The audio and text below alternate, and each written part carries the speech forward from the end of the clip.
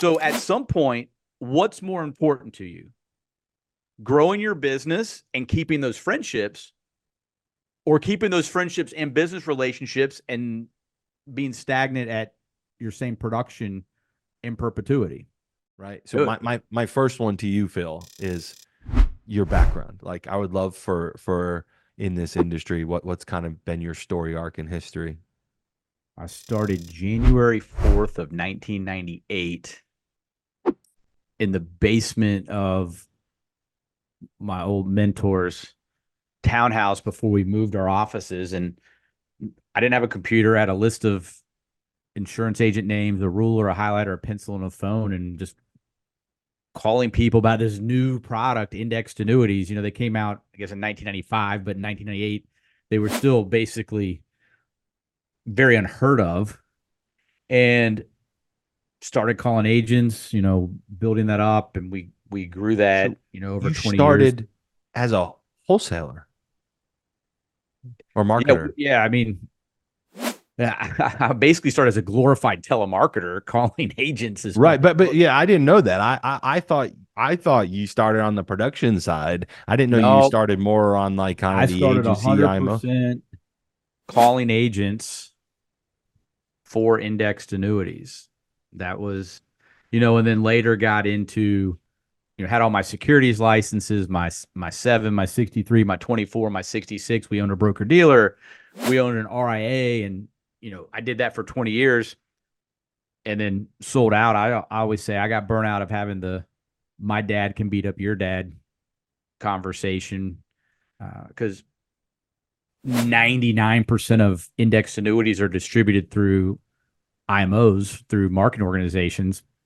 There's a few that are direct or captive or whatever, but the majority were distributed through third-party marketing organizations. And it got to the point where, yeah, there were some proprietary products, but at the end of the day, all the big groups were kind of doing the same thing. Maybe they put a different color ribbon on it, or they promoted something slightly different. But if you really pulled the curtain back, they could all do the same things, and they all had similar products, and they're all paying the same commission. So what's really the benefit from moving from one organization to the other? And that became a question that was very difficult for me to answer, and made an easy transition for me kind of out of that traditional distribution space. Was it ever, did you ever have a good answer? Like, was there a model of success earlier on or in the past that is no longer true today, yet people hold on to? I think one of the big models of success, and the first time I saw it was Rick Metcalf. He was a very successful advisor that started an IMO. He would fly advisors out and basically go, "This is how I write all this business." And he would teach them exactly how he does it, how he does his seminar, the marketing, what he says, how he runs his appointments. And he skyrocketed. His production went through the roof.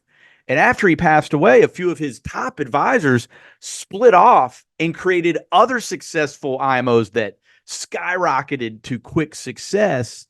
And I still think some of that holds true today, is that advisors want to know what the other top advisors are doing and how are they doing it. And I think most IMOs have some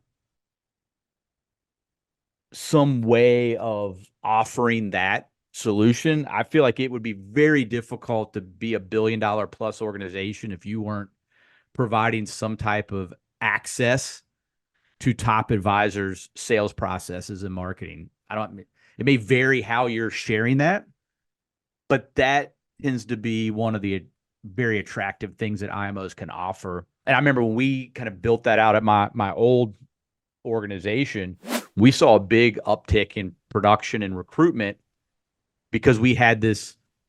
Yeah. And so we still see a lot of that out there. The difference is between now and 15, 20 years ago, every organization has their own celebrity that they've catered to and built out repeatable processes for, paid them. And it's not as unique as it was, but I feel like that is still something to me that can work. Yeah. Now the question then, Jim, becomes, okay, if you're already successful and you're like a Mike, just crushing it, doing 7,500 million a year plus of new assets and annuities, where does Mike go to get better? It's a Who's going to pretty be able small, to it's a teach pretty something to small Mike? room of people. Right. And so, that's where you and I talk about, my passion of bringing the Mikes of the world together without them having to leave their IMO or their RIA, but just simply from, hey, it's thin air up here, guys. Mm. Let's get together and not worry about who you do business with. Let's worry about just how we all get better. And that's where my passion's been the last couple of years. When you talk about him, it seems like somewhat of the model that you're speaking to that can still drive success today is the like advisor or producer, the production minded and led model, meaning the people leading the organization are still connected to the production, What do right? I know as a Or they wholesaler, produce. Jim? If I'm the Yeah. wholesaler or I'm the IMO, what do I know about selling the client other than the theory of what I've heard other advisors do? It's hearsay. So, yeah, I'm passing along theory of, hey, Jim, you shared with me how you did it, and I'm going to tell these 10 other people. It becomes a game of kind of telephone.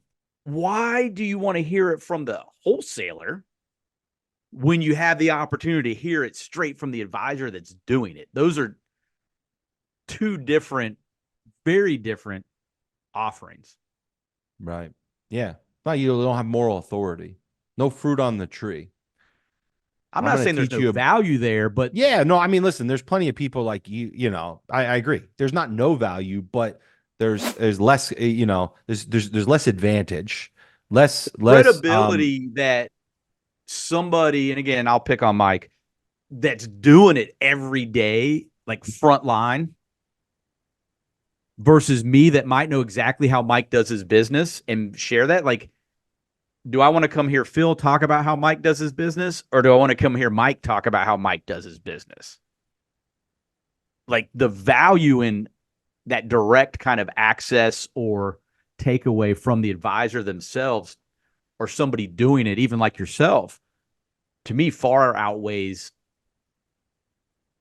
the wholesaler telling me. yeah. Well, I mean, and if you look at what most people like, there's just been, I think, I, I don't know if we both came to the same conclusion or I borrowed it from you. You can tell me.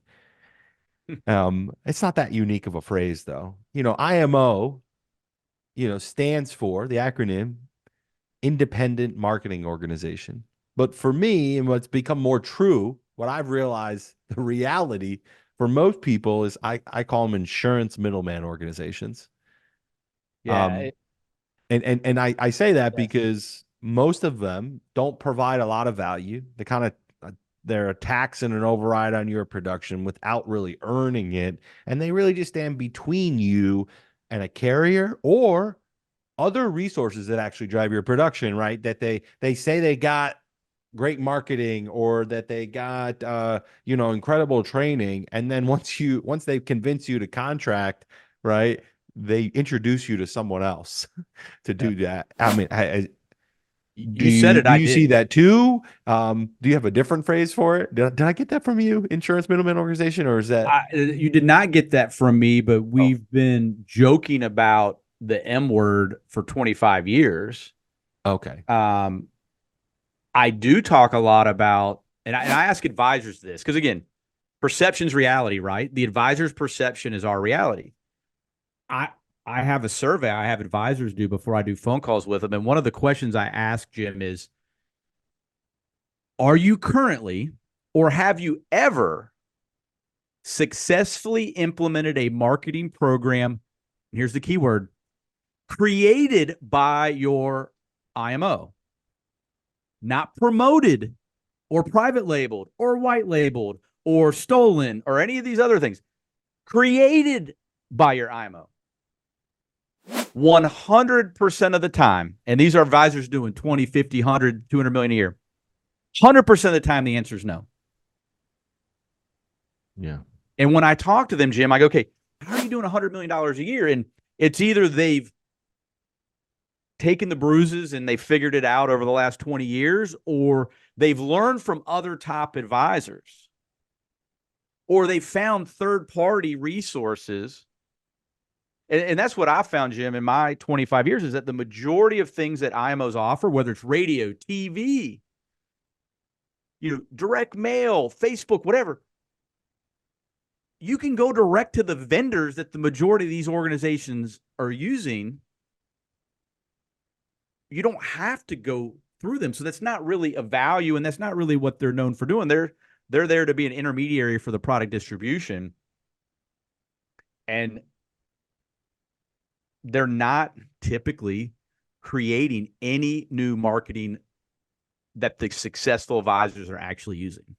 Mm. They met you, Jim, at a conference. Like, oh, Jim, you're doing how much business? Well, how are you doing that? Hey, can we pay you to private label that and then market that to all of our people and call it our own? Yeah. I've been asked that question a lot of times. Right. I mean, I think I've said no enough. I'm not, but there is value there where if you're an advisor that doesn't know where to go or how to find things, they're vetting out those sources for you. So I'm not going to say there's no value. Misconstrue the fact that you think that that's them doing it. Yeah. Or creating it. So yeah, you kind of got me off on a little tangent there, but yeah, that's okay. No, I mean, we're on the same page, but I mean, you just have so much experience that it's definitely valuable to hear you echo the same takeaway I've had in the short time that I've been in this industry. It's only been like it's 6 years, and so is there anything else, like, obviously you kind of have I call it the show pony approach, right? They somehow get lucky enough to have either that person, because there's like, if you're responsible to, like, presiding over someone's success, right? There's some really interesting, it's like the standard bell curve. 20% of people will fail regardless of what you do.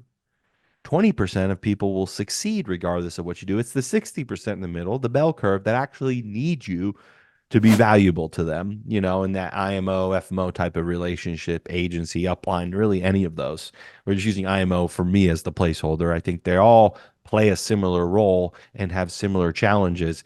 And so, and I find that a lot of the people who wind up with you said the celebrity advisor, the tongue-in-cheek, reference for me is that show pony is, I think most of them, like you just kind of demonstrated, they're probably a part of that 20% that would have succeeded and figured out bumps and bruises, trial and error, or just pure tenacity to find the resources of other advisors and other vendors and third party services to support their growth, whether it be marketing or training. And then they say, well, if that person did it while they were here, so let me put that show pony on stage. So that's kind of one of the examples of what people still do today. And listen, it works, and there's some value on it. But the question is for the reason I want to have this conversation and is because I feel like that's helpful to some, but you look at that 60% in the middle, that 60% of the bell curve. A lot of those people are still, and I think who we help in the marketplace are the people who are stuck doing, under 5 million, maybe 1 to 3 million a year. And the thing is that if the show pony is Mike, and the reason I have a partnership with Mike, he submitted $9 million last week. The reason I have it is because even he, like, you can listen to what he does, but he, it's hard to relate to what he's doing, 1 to 3 million. And you can't just translate what he's doing, and you can't be Mike. Like, you can't be Mike. You can learn from Mike, but a lot of people, their challenge is to synthesize the lesson for where they're at right now, or they don't want to work as hard as Mike either. Like, I mean, there's a lot of his factors. face off. That's what so many people don't understand. Yeah, anybody who's ever been around him, involved. the guy's always on, always. Last so time how he was do here you for dinner, he was closing a deal on the way to dinner in the car at like 7 p.m. So it's like, how do you extract the nuggets from what Mike does that can add lift to the average advisor out there, like you said, is in that $1 to $5 million range?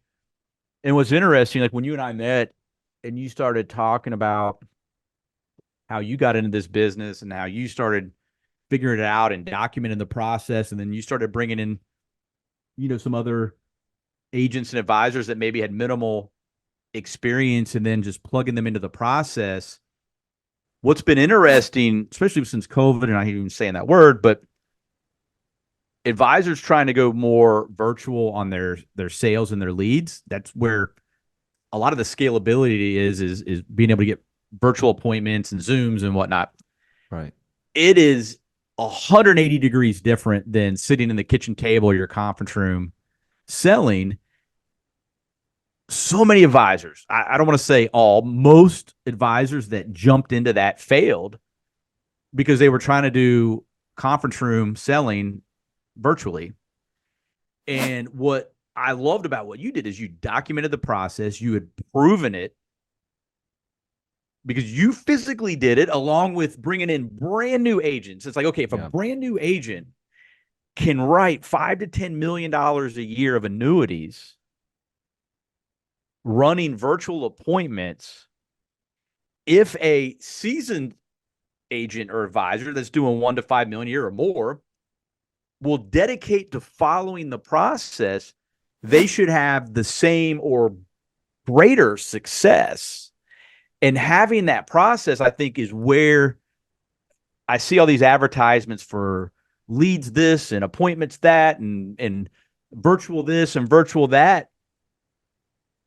I've yet to see one that says, not only are we going to get you the appointments, we're going to make sure you know exactly what to say, when to say it, how to run it to ensure your success. I've not seen anybody offering that whole package because it's always separated, Jim. You get the marketing company, meaning like the actual lead company, and then you have like the product people, the IMOs, and then the agents in the middle. Nowhere involved is somebody that is successfully selling, but also has their hands in the marketing and the product and knows how to put it all together. And that's what, to me, makes your organization so unique, is that you are the entire process. Yeah. From marketing to sales to product to ensure success for the agent. Yeah. Well, some people think, I appreciate that context and, insight from you outside looking in. It's intentional. And some people think we do it, like we're engaged in the entire process. Some people, it's like, we're just like everyone else in the industry that wants to be that big M in the IMO, the middleman, kind of get a piece, get your beak wet or something like that. But the truth is, I started this, on the marketing side, back in 2011.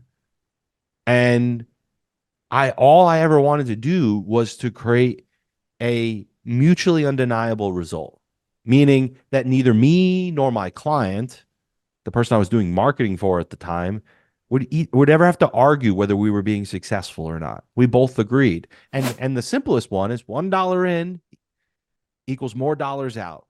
Hopefully 5, 7, or even $10 out when you can combine good marketing with an effective sales process. And the thing is that I've realized, I got to a point where I got really good. I was some of those people that you just spoke to.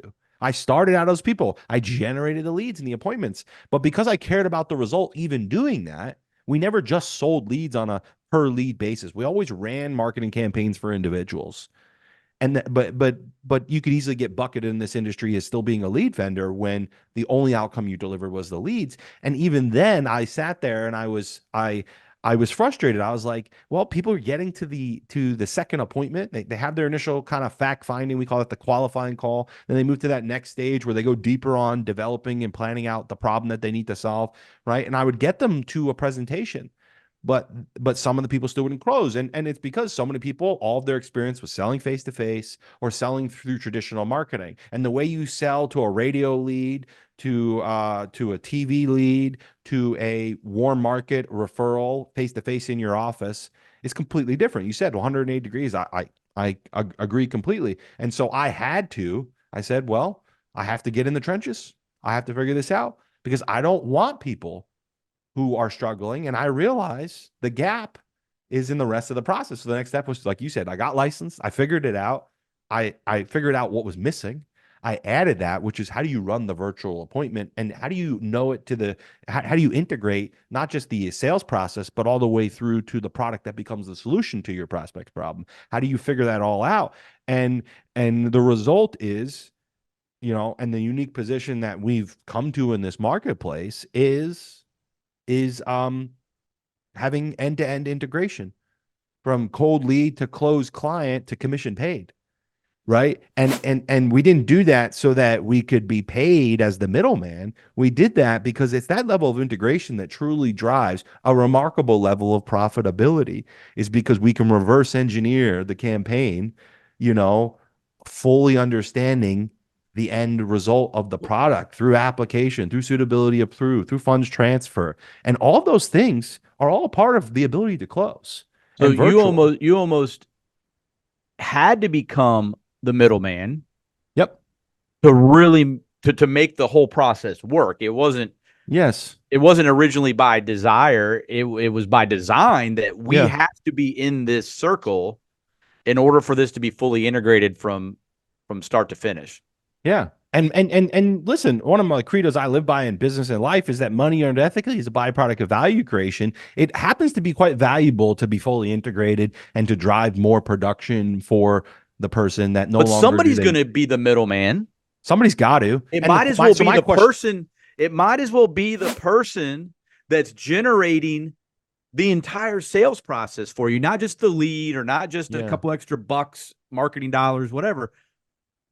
But if you truly want a fully integrated lead gen and sales process, the person who's doing that for you and making sure that you're having success, well, that should be an easy answer as to who's going to be the middleman in that relationship. That should be no questions asked. Yeah, well, the funny thing is, though, right? And I mean, the interesting part of this conversation is it logically makes sense. Although there are many people that, we call this the monkey trap. You probably heard of it. It's like the monkey sees the fruit that they want inside that gourd, and they reach in, they grab it, and then they can't get their hand out. Now they're stuck, right? They're stuck. They can't. If they want the fruit, they got to keep holding on to it.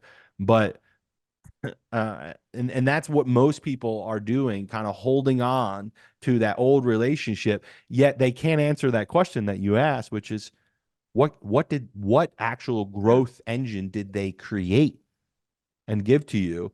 And the other question is, are they providing the leverage to reach your goals? If you've been with them and the celebrity show pony, and listen, respect.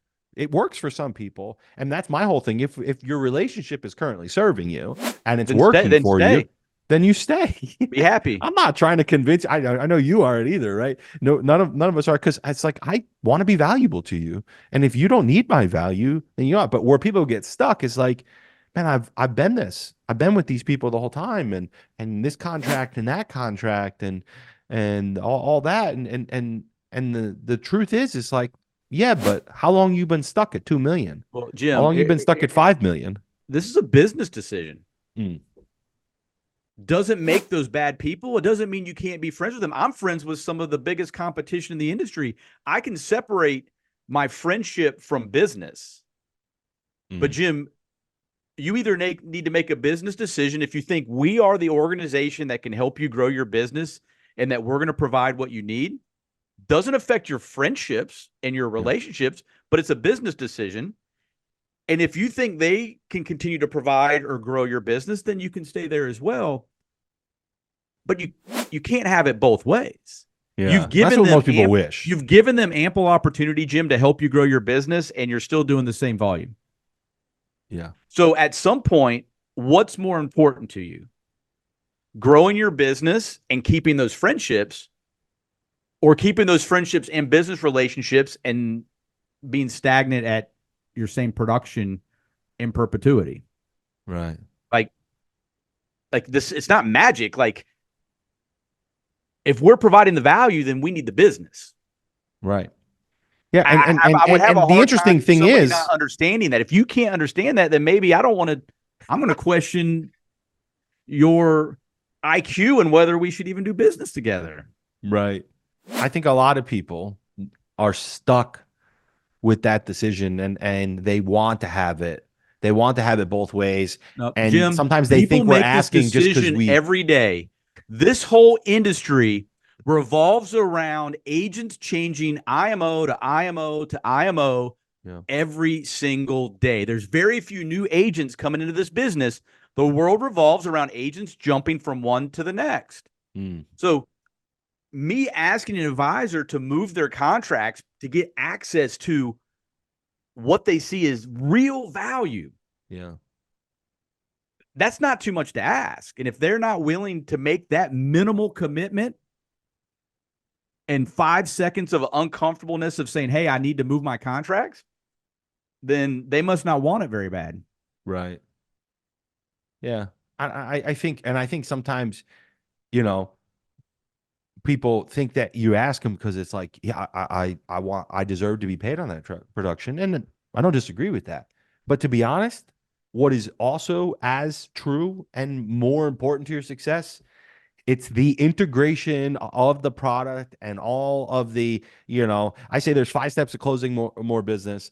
The first 3 steps of your sales process. And then the fourth step is how do you actually uh, submit clean paperwork and consistently go suitability approved. And then that's not, you don't have any close yet once you got approved, because now you got to consider, and it's interesting. I might be saying this to you right now and you're like, really? But these are the problems that keep people below 5 million, and certainly well from 10 Well, million plus per that 5 year, million is mark, because they don't have their back office figured out, and they don't have the support and the leverage in their back office from their IMO that they can get. They start to get yeses. They start to figure out the prospect side of it, but they can't figure out the new business side of it, and they don't have the support to figure it out. So they get apps canceled, denied. They lose trust with prospects. They can't get them re-signed, or they get things approved, but they freaking can't get funds transferred, from seeding companies, whether it be, a traditional custodian on qualified money or a replacement. And both of those add up to, okay, you got a yes, but you never got paid. And so what we realized is like, because I can't, we've come to the point in our business where it's like, if we're going to bring you on as a client, and now as a partner, we uh, we want to be able to confidently say we can guarantee your success. Well, I've tried it the other way enough, where I've tried to just be the marketer and the coach, but then I'm sitting here on a call and I'm like, well, what's wrong with the application, or why don't you have that product, or all these sticking points right? after you get the yes that are preventing you from achieving the ROI you want, yet you still think you need to keep your contracts there. And so I've realized, because I care enough, the mutually undeniable result that I talked about that started my journey as a marketer, like in the true sense of like actually marketing to consumers and attracting clients and converting them through a virtual sales process, not the marketer of this industry. They're just different, not a shot. But I've realized that if I'm going to create the mutually undeniable result where you put $1 in and then you make 5, 7, $10 out in commissions by doing right by clients, I need to be involved in that so I can actually help you control it so it never becomes the reason you don't succeed. And I found that more often than not, if you're sub 5 million, you have all the problems. You have likely a marketing problem, which is, you talked about. A lot of these guys out there, they have, you know, their IMOs are been around for a while. The big ones have, right? It's how they got big. They've been at it for a while. Respect. But most of their marketing that they do have, if they have any internal stuff, it's all legacy approaches, which still work. It's just the model's different. Right. The radio, the direct mail, like you can't run radio unless you got good budgets and a physical presence, right? You're not going to crush it on radio running virtual appointments, because those people want to come into the office, right? And the same thing too is with the other, like the direct mail and the traditional marketing. And so if you want a virtual sales system, you need to be marketing virtually, and then you need a virtual a reliable virtual sales process, and you also have to figure out all the other aspects of new business processing and stuff like that. And I just found, a lot of the guys that we wind up talking to that are in this space, they've been reasonably successful on the life or health side, right? And what happens is their IMOs offer them annuity contracts, but they don't even have the show ponies to teach Right. them anything. And what they did to excite them and confuse them and keep them stuck in the monkey trap is they often just overcompensate them on those contracts because they got no support. That's all they have to offer. Yeah, let me give you over street. You deserve it. And so then they come to us and be like, yeah, man, but I'm already at X. It's like, yeah, against what? You're not producing anything. I could literally take a percent from you. I don't have to, but I could, and you would still make more money because your production would Yes. I mean, 5x. the tale is old as time. The question to advisors is, and I don't know if we can ask this before you even talk to them, but is if I'm talking to the advisor now, is if you can show them undeniably a proven process that's going to grow their business that their current organization cannot do, is there any reason that you wouldn't consider moving your contracts to us? Like, you told me you want this, right? Like, you're like, I want this, man. Okay. If I can show it to you and undeniably this works, I can show you time after time after time. If you follow my process, it works. If we go through all this, is there any reason you wouldn't be willing to move your contracts to us? Yeah.